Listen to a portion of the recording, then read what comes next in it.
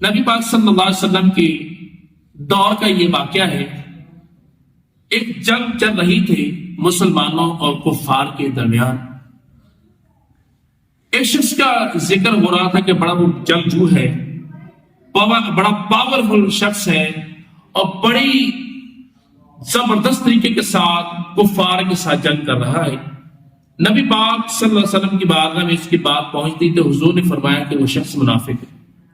ایک مرتبہ نہیں، دو مرتبہ نہیں، اس طرح وہ ہو سکتا ہے کہ لوگ وسوسے کا شکار ہو جاتے ہیں کہ حضور کا زمانہ ہے اور حضور کی طرف سے وہ کافروں سے لڑ رہا ہے اور یہ کیسے منافق ہو سکتا ہے. یا کسی نے بتایا کہ اس بندے نے اپنے اس جگہ پر ران پہ نیزہ مارا اور اپنے آپ کو مار لیا. اس کو کہتے ہیں خودکشی. ہم ایک لفظ بچپن سے پڑھتے آئے، آمنت باللہ، کہ اے اللہ میں تجھ پہ ایمان لے کر آیا.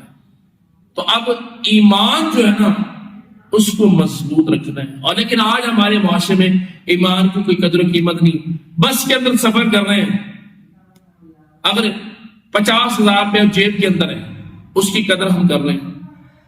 بار بار جیب کو بھی دیکھ رہے ہیں کہ کسی نے نکال تو نہیں، یا بینک کے اندر گئے ہیں تو یا کسی جگہ جنازے پہ گئے. آج تو جنازے پہ بھی لوگ جیبیں کاٹ لیتے ہیں کہ ان پیسوں کی اتنی زیادہ قدر ہے، لیکن ایمان کی قدر نہیں.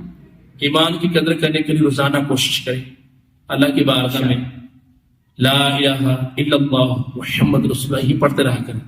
اور اللہ تعالیٰ کے حبیب صلی اللہ علیہ وسلم یہ دعا کرتے تھے، یا مقلب القلوب ثبت قلبی علی دینک، اے دلوں کے پھیرنے والے میرے دل کو اپنے دین پر ثابت قدم رکھ. یہ دل بدلتا رہتا ہے. اللہ کرے کہ ہمارا جو دل ہے ہر وقت اس کی یاد میں رہے. اللہ تعالیٰ سے دعا کرتا ہوں کہ ایمان کی حفاظت کرنے کی توفیق نصیب کرے.